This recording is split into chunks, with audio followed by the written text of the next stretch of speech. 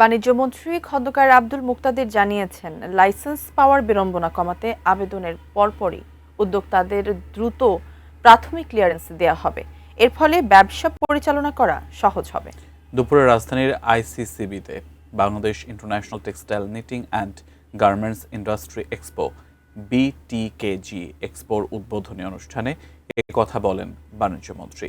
BKMEA এবং ইনফরচেইন আয়োজিত এই আন্তর্জাতিক প্রদর্শনীতে ৩০টি দেশের ১,০০০-এর বেশি প্রদর্শক অংশ নিচ্ছেন, যা চলবে ২ মে সন্ধ্যা ৬:৩০ পর্যন্ত।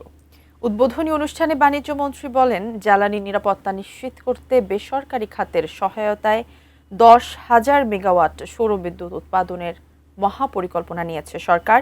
অর্থনৈতিক প্রবৃদ্ধির স্বার্থে সুদের হার কমানো অত্যন্ত প্রয়োজন বলেও মন্তব্য করেন তিনি। এই সরকার একটা স্কিম ঘোষণা করতে যাচ্ছে, যেখানে আমরা এক্সপিডাইটেড বেসিসে ১০,০০০ মেগাওয়াট সোলার পাওয়ার জেনারেশনে যাব।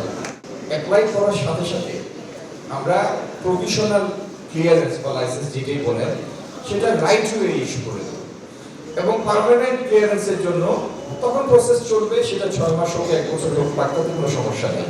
কারণ প্রভিশনাল লাইসেন্স বা ক্লিয়ারেন্স পাওয়ার মাত্রই আপনি আপনার কাজ শুরু করে দিতে পারেন।